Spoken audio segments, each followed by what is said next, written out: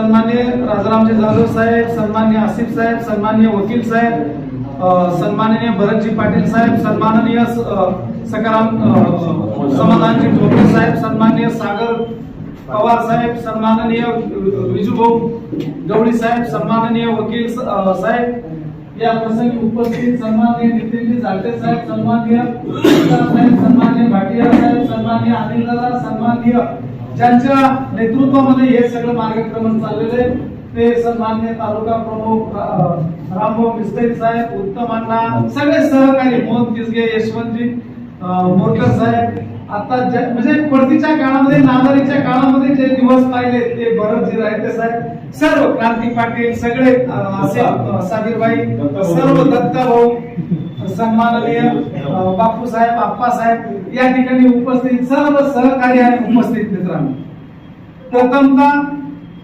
या छोट्याखान्या बैठकी प्रसंगी जी यादी मला दिली, काय घटना घडली, ती जबाबदारी फक्त खरं म्हणजे मुंबईला गेलो असतो तर सगळ्या आपल्या मायबापांना विचारलं आणि सोबतच गेलो असतो, परंतु जो घटनाक्रम अतिशय तातडीने झाला तो घटनाक्रम आपल्या सगळ्या जबाबदार पदाधिकाऱ्यांजवळ ठेवण्यासाठी आजची ही छोटेखानी बैठक, या छोटेखानी बैठकीसाठी एकूण एक पदाधिकारी या ठिकाणी उपस्थित राहिला. मी सगळ्यांचं मनपूर्वक खूप खूप धन्यवाद देतो. मित्रांनो, प्रवेशाचा हा कार्यक्रम म्हणजे हा उजाळा पाडण्याचा कार्यक्रम आहे. उजाळा पाडण्याचा प्रवेशाचा विषयच नाही. जितूदारा तुम्ही सगळेजण या ठिकाणी साक्षीला आहेत की ज्या शिवसेनेचा एकही सरपंच किंवा काही नव्हता त्यावेळेला तालुक्यामध्ये निम्मी ग्रामपंचायतीमध्ये सरपंच आणण्याचा जर पाया कोणी भरलेला असेल,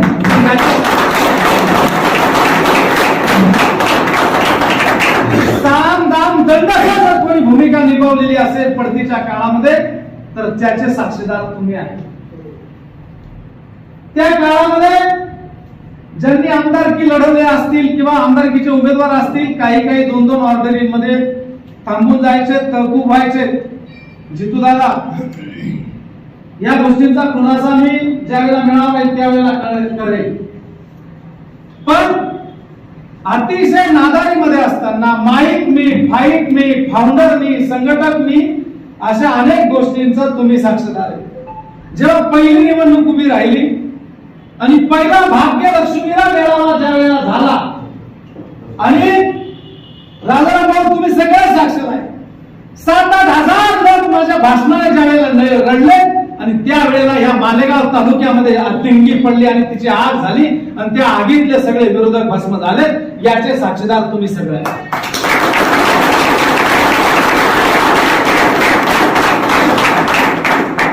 तो मेळावा झाल्यानंतर त्याच रात्रीला आज विद्यमान मंत्री महोदयांबरोबर जे हिरे साहेब आहेत, केवळजी हिरे साहेब, हे माझ्याकडे रात्री आले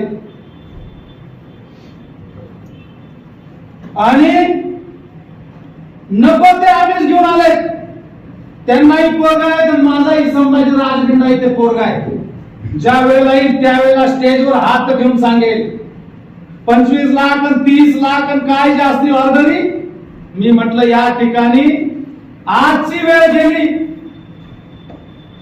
केवळ आपण आपली भेट आणि आपलं नातं होतं बामणगावचं, हे ही निवडणूक संपल्यानंतर कधी सुद्धा उघडली नाही गेटची, तो खानदानी पट्टा.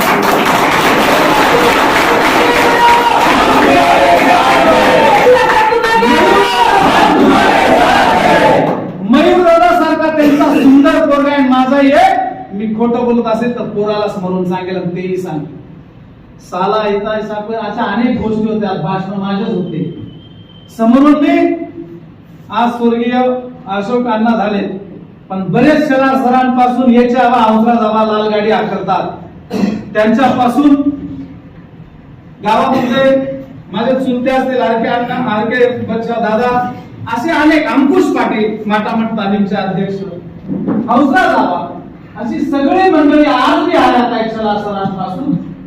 तर 6 ऑर्डरी आणि 40-40, 50-50 लाख रुपये देण्यापर्यंतचे विषय आले. जे देणारे आहेत ते बी आयात आहेत. त्यांना सुद्धा बंडू काका बळी पडला नाही. भाड्याच्या